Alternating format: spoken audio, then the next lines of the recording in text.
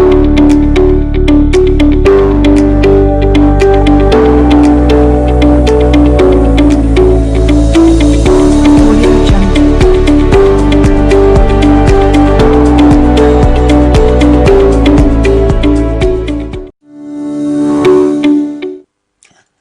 dear viewers. Welcome to State of the Nation on a Thursday as usual. We do sincerely apologize for coming to you a little later than usual. We always come to you at 20 hours sharp.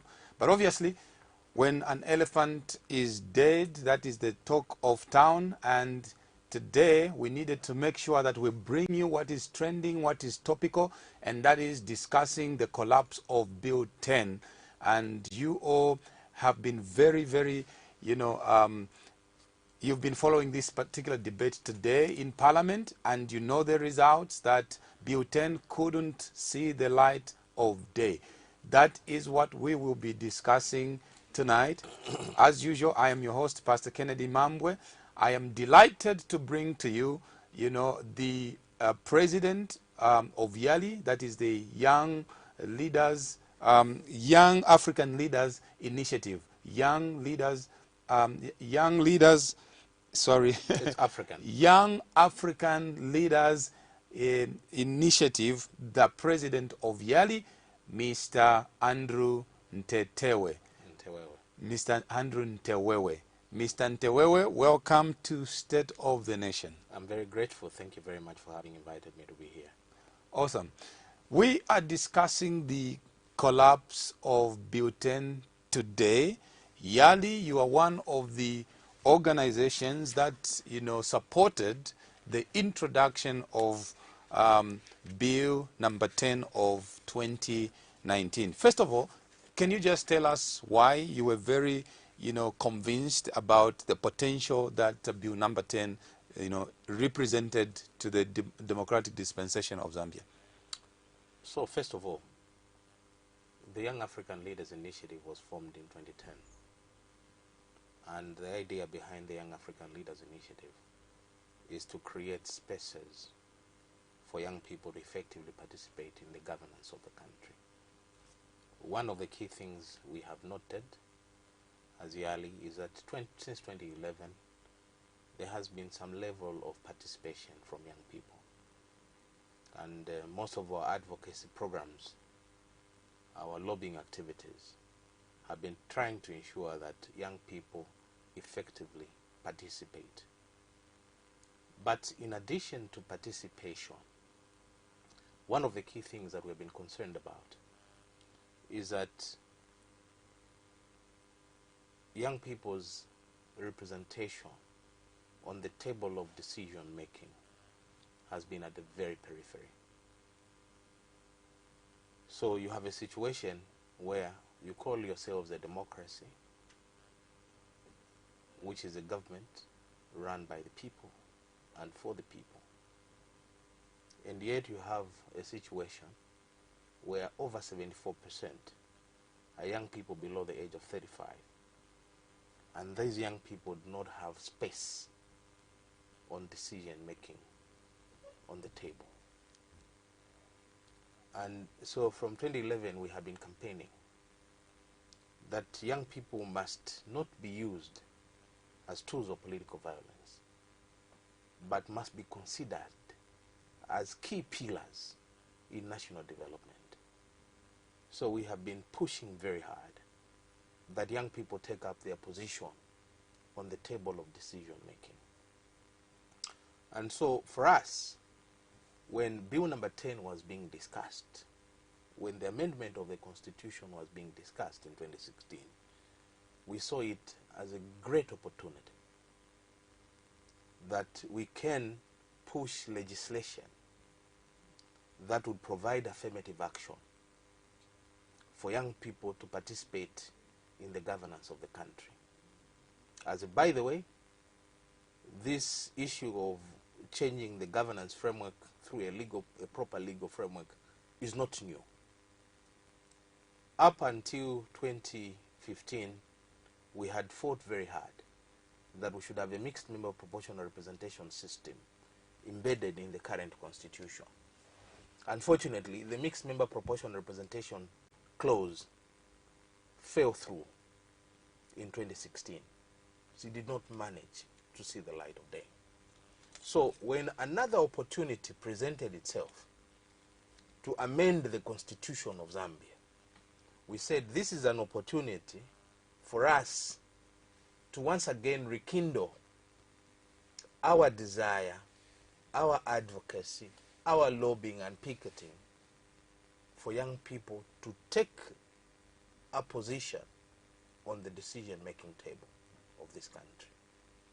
And once we went at the National Dialogue Forum, NDF, there was a back and forth discussion with members of parliament, with ministers, members of civil society, and everyone else. So basically, Yes. you're giving us the history and putting the discussion into context. Well, what I am saying is we have been very, very strong in advocating for Bill Number 10. because it was a gateway for young people to go on the table All right. of decision making Okay. through affirmative action So- of going to parliament. So it must be a very sad day for you as Yali, together with the sponsors of Bill 10, seeing as this is the end of the road. Do you think the youth will not have a chance to sit on the decision table just because there is no Bill 10? So I'll tell you what we have been fighting and how difficult it has been. It has been difficult to convince political parties to adopt young people. It has been difficult to convince these political parties, whether from the ruling party, the governing party, or opposition political parties, to give a platform for young people to participate as members of parliament. Right. It's very frustrating, Right. really, Right. when you get to see how the adoptions are done within political parties. You discover that young people present themselves with a good opportunity. But because they may not have the money, they may not have the kind of exposure that the elderly people have within these political parties. What happens is that young people are used Okay. to lay the groundwork for political parties. But when the adoption comes, they are not adopted to Right. take up leadership positions. Okay. Right now, as we are speaking, if you look at the distribution of our members of parliament, Right. you discover that there are less than 3 who are below the age of 35. 3 in a parliament of 167 members of parliament. One would argue, and this is what most people have argued during the debate of Bill 10, that if there is that anomaly, the adoption process is not favoring the young people. The president has got 8 nominated members of parliament. Why wouldn't he give those to young people? So, and this is, we find that argument very folly. Why do you find it folly? Because that is an opportunity. Because, for instance, even if you said you gave 8 seats, all of them to young people, It will make a difference. in a parliament of 167, that is a drop in the ocean. That's the first point. The second point is that these nominations by the president are at his own discretion. Have you lobbied? We have lobbied. But in terms of the discretion of the president, in terms of this appointment, he looks at one, it's not only about age, like we have been demanding that the youth should take a center stage in the governance of the country. He looks at tribal distribution, regional distribution, expertise that individuals would want to bring on the table. And the other key element, which is very important for people to understand, is that what we were demanding was not for crumbs on the table. What we are demanding was something that would be embedded in the constitution, which is not discretionary. So let's come to, I think you lobbied. I think the campaign was huge. Yes. A lot of money went into Yes, this. yes. You put up billboards. Yes. I don't know where you got the money to put up the billboards. But that is history. Where do you think the Bill number 10 process went wrong as to fail to galvanize the much needed support? So first of all, when you say you put up billboards and we don't know where you got the money, you must be able to understand that we've been in existence for the past 10 years. We have carried out programs in this country that are aimed at empowering young people. And some of these programs have been more expensive than the billboards that we put up. We have had an opportunity of running exchange programs, not only on the African continent, but also exchange programs with European and the United States. So those have actually gobbled more resources. We continue to enjoy a very good relationship with a number of foundations across the world that promote democracy as well as human rights. And those are the ones that have actually been supporting the work that we have been doing. Now, your question as to what would have gone wrong. First of all, Zambia is a nascent democracy, very nascent, to the extent that when I sit back and look and say, look at what is happening, is this good for Mother Zambia or not? The answer is that it's not good for Mother Zambia. It is actually sad because, for instance, you discover that in 2021, instead of having women, instead of having youth, instead of having persons with disabilities, being on the table of decision making, they're not going to be there. But this is not the first loss that we've had. We incurred another loss in 2016, and that was on the enhanced Bill of Rights. We had campaigned across the country that our people should see the need for voting yes for the Bill of Rights. The Bill of Rights, moderator, pastor, was about enhancing people's right to education, about enhancing people's right to health, about ensuring that our people can live in human dignity. The Bill of Rights was about enhancing people's right of expression, freedom of assembly. That's what the Bill of Rights was all about. But ultimately, there was a certain group of people which decampaigned the Bill of Rights. And as we are speaking to date, the Bill of Rights, the enhanced Bill of Rights, failed. What are the consequences? The consequences are that Zambia continues to have archaic legislation when it comes to people's rights of assembly. I laugh sometimes and I see some politicians cry about the Public Order Act. I laugh and look at them and they're crying about, no, we don't have adequate freedom of expression. And I say, you had an opportunity to enhance the Bill of Rights. And you yourself went round and campaigned against the Bill of Rights, against the enhancement of rights which you are supposed to be able to enjoy. So, and here we are today. So given that, yes, given that this process, yes, has cracked today, I asked again, where do you think the Bill number 10 process went wrong, not to galvanize the much needed 2/3, which is translated into just 111 votes? The biggest thing which went wrong is the politicization of the process. Just like the Bill of Rights, enhancement of the Bill of Rights was politicized, Bill number 10 was effectively politicized. To the extent where you had a political party in UPND which decided we are going to fight to the very end.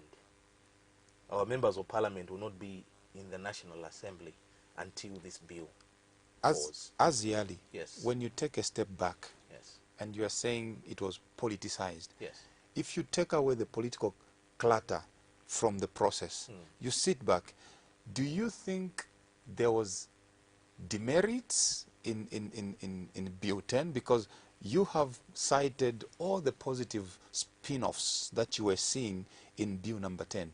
Other opponents or the people who were opposed to Bill 10 have also highlighted what they consider to be flaws of Bill 10. They said it was going to introduce constitutional dictatorship, for instance. So you see, most of the things that our colleagues on the other side, most of the issues they raised were neither here nor there. And I say this with due respect. In lawmaking, what happens is the fact that we have the process of building up a law. Now, one of the biggest challenges we have seen with our colleagues as they were trying to decampaign Bill number 10 is that they constantly talked about some of the initial issues that were in Bill number 10 at the onset stage. What they have deliberately not told Zambians, they've deliberately misinformed Zambians about this process, is that the initial bill has had to undergo various processes of cleaning up, of amendment, various processes of trying to build consensus. So, for instance, they have been telling people, no, Bill number 10 has got deputy ministers. Is that true? The answer is no. The initial document, yes, had deputy ministers. But once the process had begun of cleaning up the document, this bill went to the Parliamentary Select Committee. The Parliamentary Select Committee produced a report that was very clear and categorical that deputy ministers will not see the light of day in the final document in Parliament. Once there was so much discussion around these issues, there was an issue of trust. Our colleagues raised an issue and said, okay, we agreed to say the Parliamentary Select Committee has removed deputy ministers. But what is the guarantee that in Parliament, deputy ministers will still be removed? Government went further, through our lobbying, went further to even regazette Bill number 10. Regazetted Bill number 10 to remove some of the clauses which were contentious. But what has happened is that in the whole process of discussing the issue of the Constitution, this group of people from UPND decided from the word go that they were going to frustrate the process. Why do I say so? They decided, number one, we are not going to attend the NDF. So they said no to attending to the NDF. We tried to plead with them, say, can you come to the NDF? Democracy is about sitting down together and sharing ideas for the greater good of our country. Let us sit down and reason together so that we are able to come up with a better piece of legislation. I think these are the issues that you preach about as a pastor all the time. The people must be able to sit, dialogue, reason together, and build consensus. So we asked them to say, can you come to the NDF? They refused. So when you noticed all that, if I'm not mistaken, the P have got 82 members of parliament. They needed 111 votes to pass Bill number 10. Did you try, as lobbyists, did you try to engage? Because then it means the only way this was going to pass is to get all the independents on board, the 3 MPs from MMD, and perhaps a few from UPND. Did you lobby them individually to get the support? We did the best that we could. We did the best that we could. We did the best lobbying that we could, to the extent that, even as I was saying today, Parliament, and I see some of the members of Parliament not there. We are being told they were abducted. They were at HH's house. You tend to feel sorry for Mother Zambia. You tend to think and say, where are we going? Because if, for instance, you look at this process of building consensus, as I've indicated, there was an NDF. From the NDF, there was a Parliamentary Select Committee. What is interesting about the Parliamentary Select Committee, and you should understand the hypocrisy of UPND from looking at the Parliamentary Select Committee. The Parliamentary Select Committee had representation from all political parties. And one political party which was effectively represented was UPND. UPND members of parliament sat in that parliamentary select committee for 26 days, listening to the views of various stakeholders. On a daily basis, they were pocketing 1,500 kwacha of Zambia's taxpayers' money to sit and listen to people's views. And these members of parliament who sat on that parliamentary select committee, having gotten taxpayers' money, they even produced a report which they themselves assented to. Don't you think you are being unfair to the UPND when you say that? Because they are not the only ones who have been opposed to butane.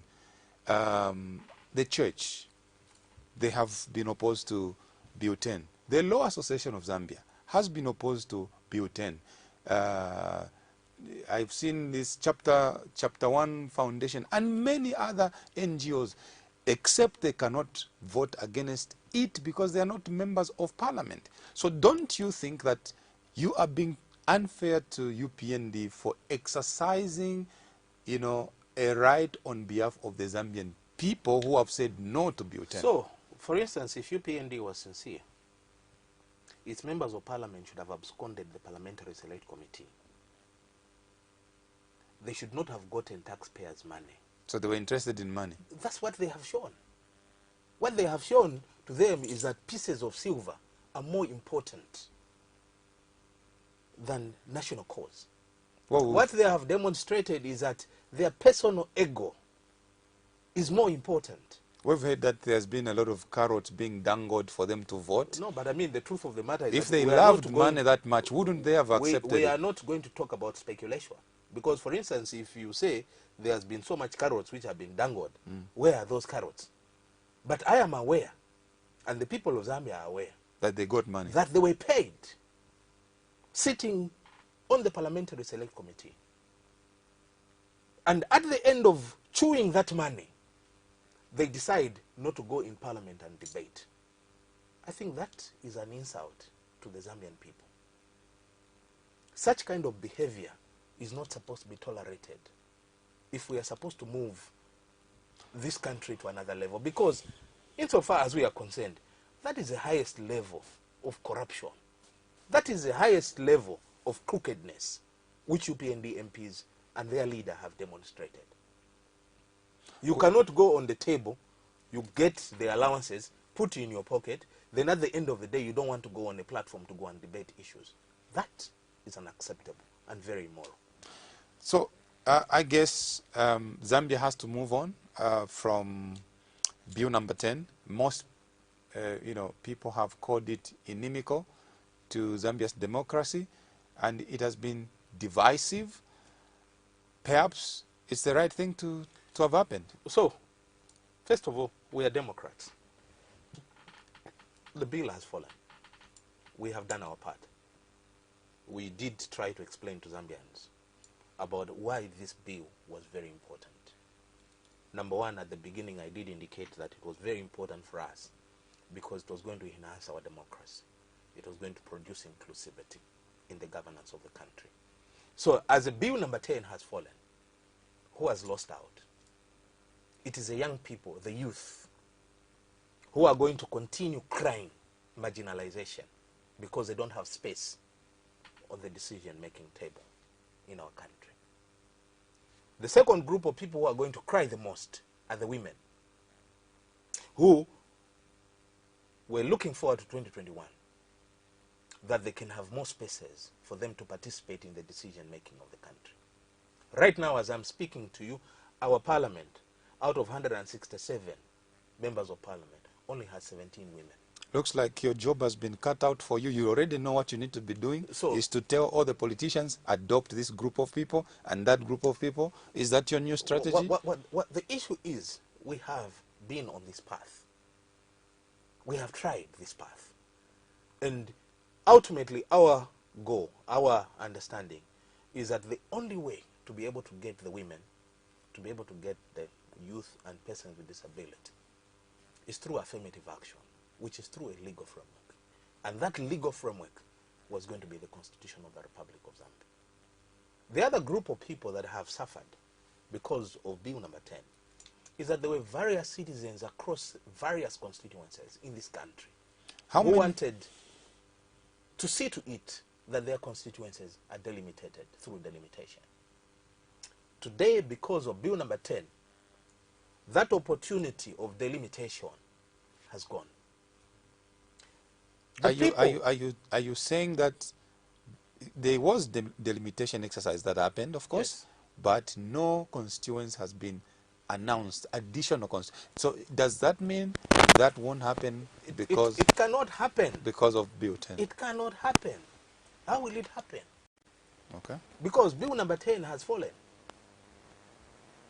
Article 68 of the Constitution. So we are not increasing numbers. We are not increasing numbers. What has happened, and you see, this is the disgrace and the shame with which you must associate UPND with. That they have been complaining about wastage of public resources. But look at the money that has been spent on delimitation. 55 million gone to the drain.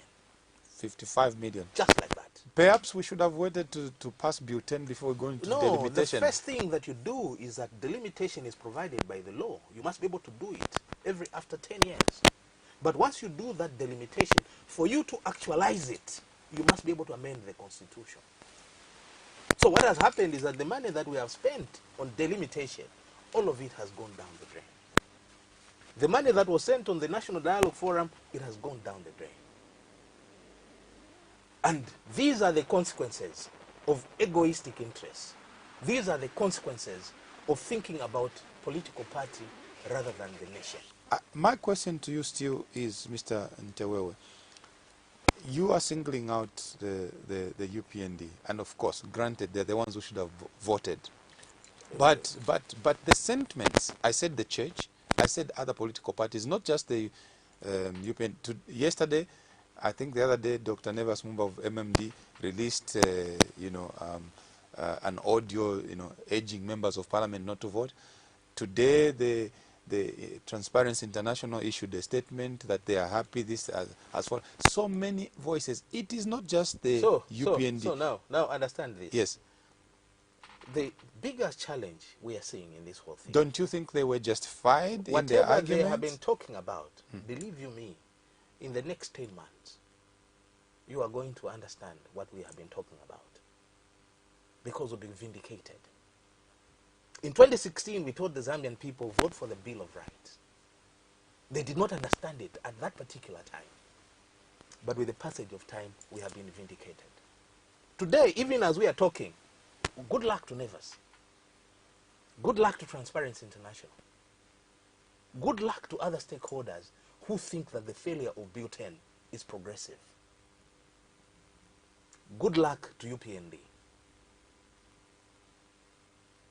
If they think that the failure of Bill number 10 is progressive. Because this constitution we have, which has various lacunas, will come to bite. And they'll remember our words. And you see, the bigger problem in this country is that sometimes we have very short memories. Hakainde Hichilema was moving from one courtroom to another, like a little boy, crying that he had not been heard. Because to him, 14 days was not good enough. Less than a year ago. Today, he's said no to Bill number 10, which wanted to increase the petition days from 14 days to 30 calendar days. He said no to that. Come 2021, we don't want to hear any crybaby. Because we are very certain from the early point of view that someone is going to cry. When the NDF sat, it worked on 3 bills. The Constitution Amendment Bill number 10, the Public Order Bill, and the Electoral Process Bill. When the Public Order Bill was tabled by the Minister of Home Affairs, UPND through Jack Mwimbu said we cannot discuss the Public Order Bill and the Electoral Process Bill before we deal with the Constitution Amendment Bill number 10. So The Public Order Bill of 2019 was put in abeyance together with the Electoral Process Bill of 2019. The consequences of the failure of the Constitution is that you still remain with the Public Order Act of 1955. These are the consequences. The consequences are that you are not going to move ahead to amend the Electoral Process Bill. You will not do that.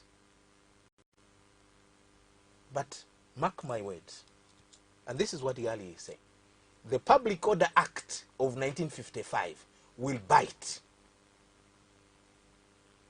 And let's not hear Hakainde cry. Let's not hear UPND cry. Well, I think the main people have said it is very sufficient, even as it stands. You give notice to the police. That is very good. The police should just be saying, okay, thank you for notifying us, we'll provide support. That is very good. But there's some level of abuse. Not only abuse. The level of the Public Order Act is that it's draconian. It's undemocratic. It's dictatorial. That's what it is. And this was an opportunity. So this was an opportunity to change what the NDF did, and you see, you know, it beats logic that people who have been crying about the Public Order Act would, one, avoid going to the NDF to repeal and replace the Public Order Act.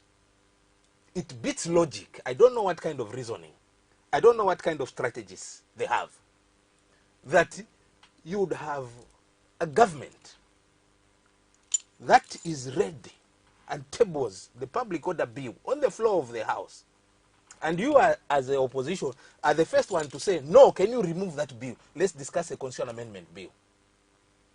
Do you think, right now as we are speaking, that the PF will be forced to table the Public Order Bill before Parliament to change it to become more democratic?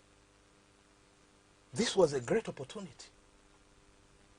We actually came to a point of completely replacing and repealing the Public Order Act. So from your perspective, yes, it does appear to me, it really depends on where one is sitting. Those who were against felt it was a terrible piece of bill. For those of you who were promoting it and championing and campaigning for it, you feel it's a great loss. No, for us, I can tell you, we are Democrats. You have accepted. We are Democrats. You have accepted. First of all, we knew from the word go that ultimately our members of Parliament would have to make a decision. And our members of Parliament have made a decision. We have to go by that decision. We have to accept it. And we have accepted it. But what we are saying is, as we have accepted, this will have consequences.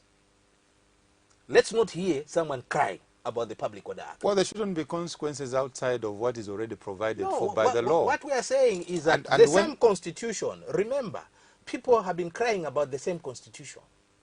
They've been crying. It's not me, Andrew Nteo, who's saying these things. They've been crying. How much money has UPND and Hakainde spent trying to be heard in the court of law because of 14 days? How much money did they spend? They moved from one courtroom, as I've indicated, from the Constitutional Court, they went to the High Court. Very funny, eh? You move from the very big court, High Court, which is the biggest court in Zambia, and then you come to the High Court. Now you're at the Court of Appeal. So when and then all of a sudden you wake up and say, no, I don't agree with this bill. When you say someone will cry, what do you mean? I simply mean that. What do you mean? They cried in 2016 because they didn't have enough time to petition. When they lose in 2021, what will happen? What if they win? I'll tell you what. What has happened is a matter that is concerning to the women, a matter that is concerning to the youth, a matter that is concerning to persons with disabilities. And from the early point of view, we don't want to put our heads in the sand.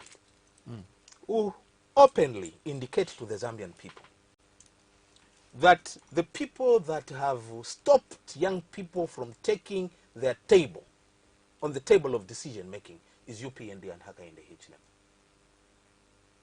And it is up to young people. So basically you're saying you're going to decampaign them. Absolutely. We have no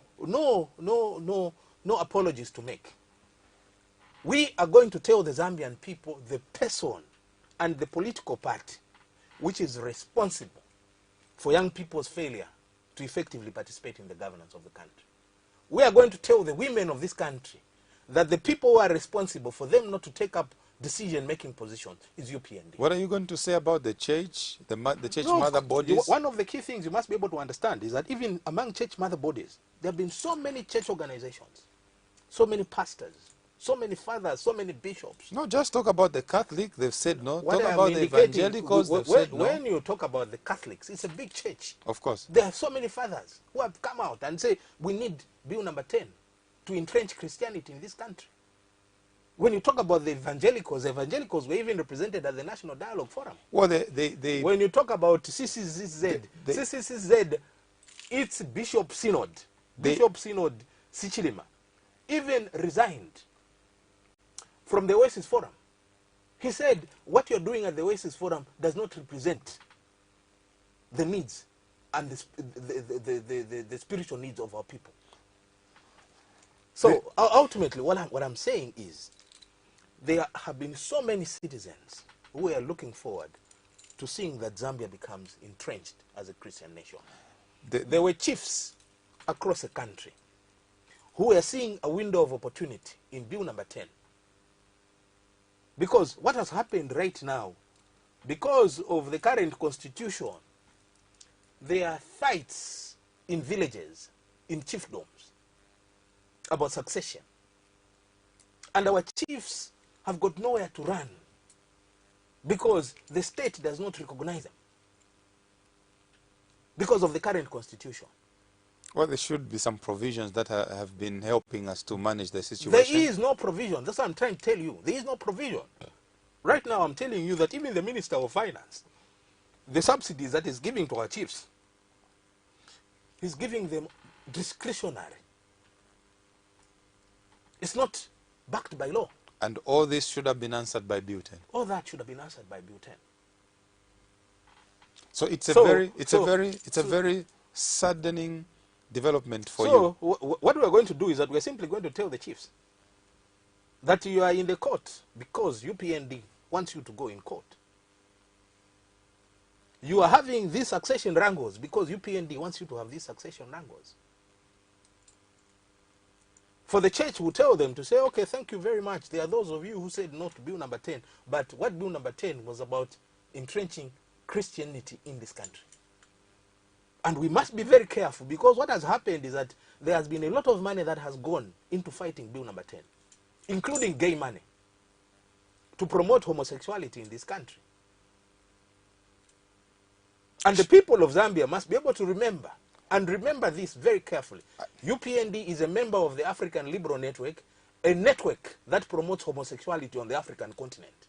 I think it's not the end of the road. It may be the end of the road for Bill 10, but in terms of having a constitution that has the blessings of everybody, it is not the end of the road. What I can tell you, as a nation, don't you think we need to take a step back and say, how can we be all inclusive? What I can tell you is that, for instance, we have participated in these processes.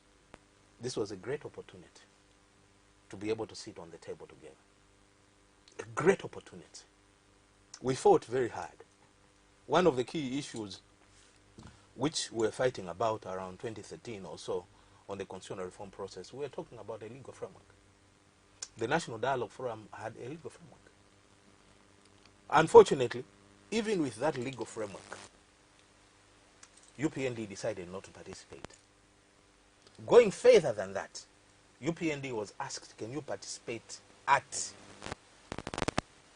the parliamentary selection? Why do you think that the Law Association of Zambia, which should have been backing this process, refrained from it and never supported this? So now let me ask you a question.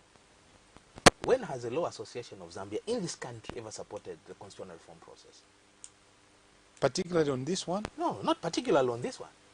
The Law Association of Zambia has been antagonistic. They have taken laws as a point of politics. The Law Association of Zambia has never supported constitutional reform in this country. If at any one particular time the Law Association of Zambia had cleansed itself, then we could be looking at them to say, okay, in that particular year, the Law Association of Zambia supported. They have never. So when you talk about the Law Association of Zambia, it is not like this is an authority that we must look at, because ultimately they have never supported any constitutional reform in this country. This has been a very wasteful process. The money spent here could have been used to do some other progressive things. In fact, that money should have been used to empower young people. Someone must be held. But today what is happening is that government does not have adequate money.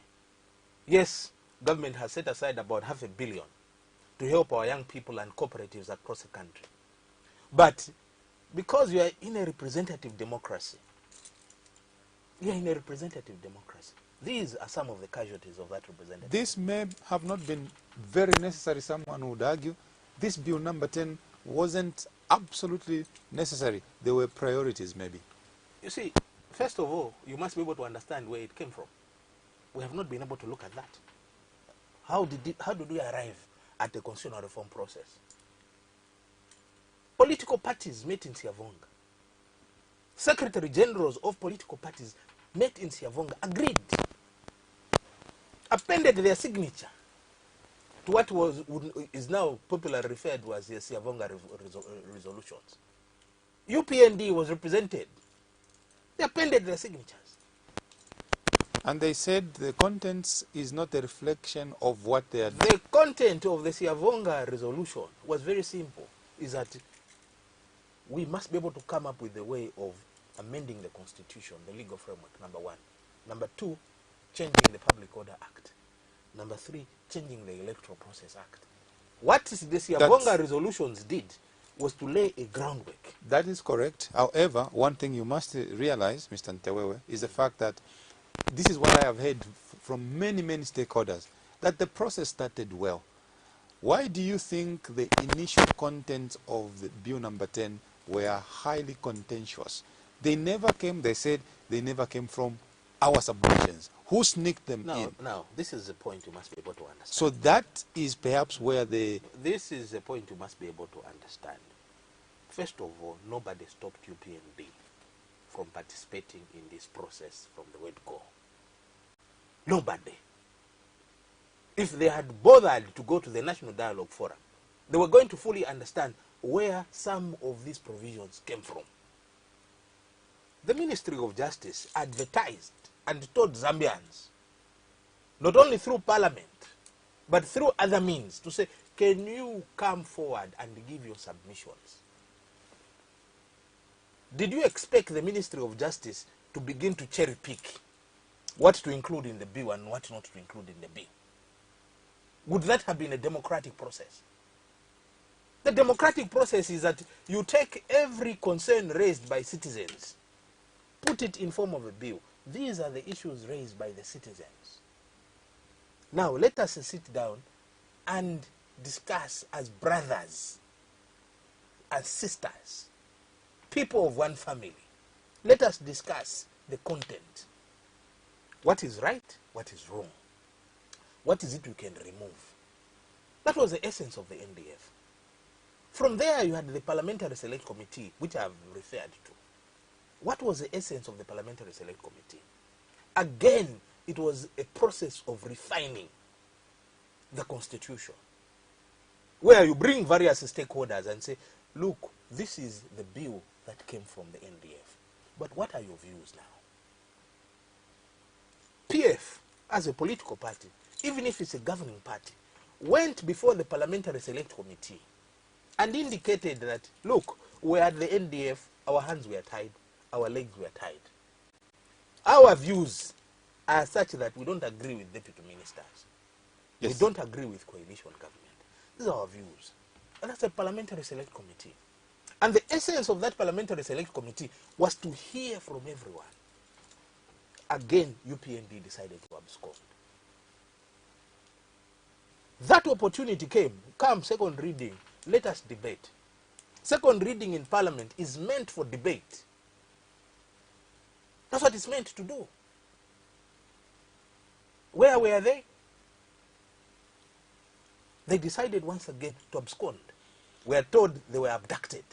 We are told they were abducted. And to the extent that they don't even want to be in the house. And you know what is funny? Very shameful. They even celebrate. What are you celebrating about? As though you gunned down. Well, that's what they wanted. They No, didn't but want the it to point is go that- through. no, They had but to celebrate. You see, it would have made a lot of You sense. would have celebrated if it went through. Look, Wouldn't you? look, I have stated time and again that we have a very big work to do in Zambia. Even if Bill number 10 would have succeeded, it would have meant beginning a bigger job going ahead. Because a constitution is a set of principles. This set of principles must be promulgated, actualized through other pieces of legislation. Celebrating that Bill number 10 has fallen. Eh? That's what they wanted. I find it very shameful. Why do you think they were absconding debates? That's what I'm saying I find it very shameful. Because you see, morally, if there were any moral uprightness in those individuals, at least they would have been respectful enough to the Zambian people to go in Parliament and explain why they are not happy with Bill number 10 and vote no to Bill number 10.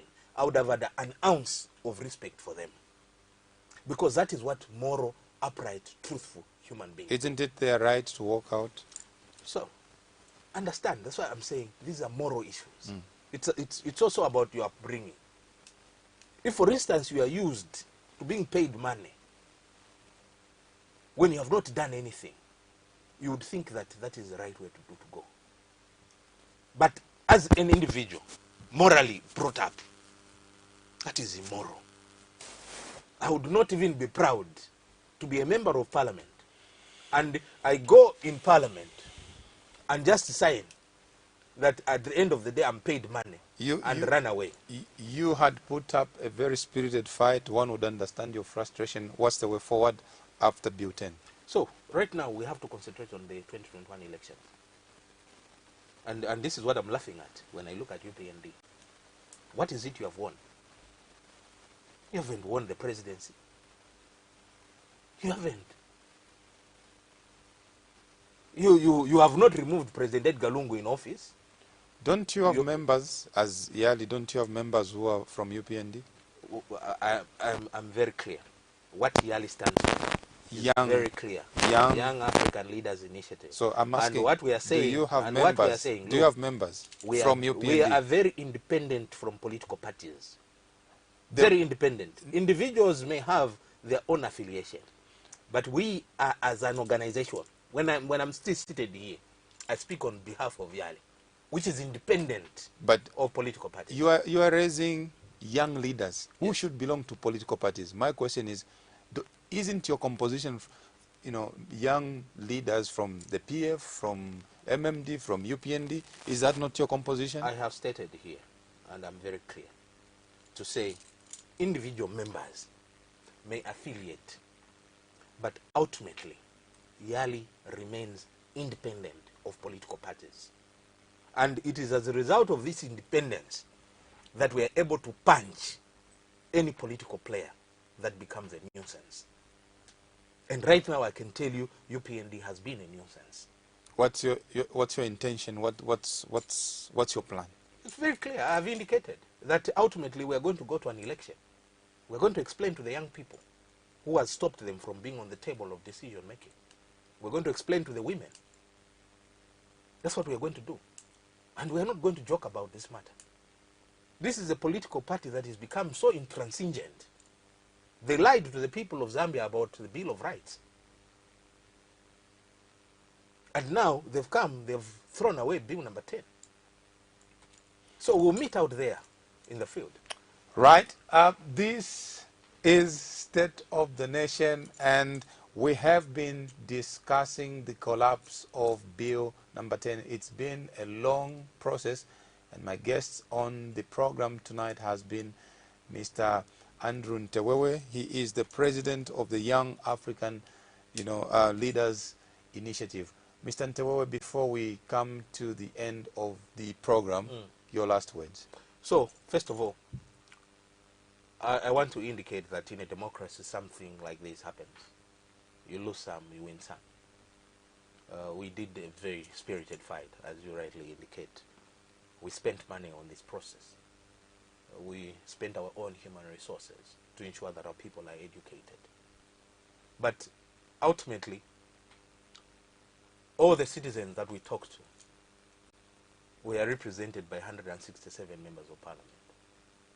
So the 167 members of parliament, we know them. We know the 105 members of parliament, all of them who were in that house today. You actually know who voted and who didn't vote? We actually know. And we know those who absconded. Those who absconded, as I have indicated, this is a fight you have started with the young people of Zambia. The young people of Zambia had an opportunity to be on the table, but you stopped them to be on that table. And because you have stopped us to be on that table, we're also going to make sure that you don't test government. Because if you are able to do this while in opposition, what about if you are given an opportunity in government? It will be worse off. Right. You got it. Dear viewers, it is a happy day for those who were opposed to Bill number 10, and of course, a very sad day for those who sponsored and promoted Bill number 10. The road ahead is as good as you can guess. Until next time, do join us for State of the Nation every Thursday at 20 hours. Good night, Zambia.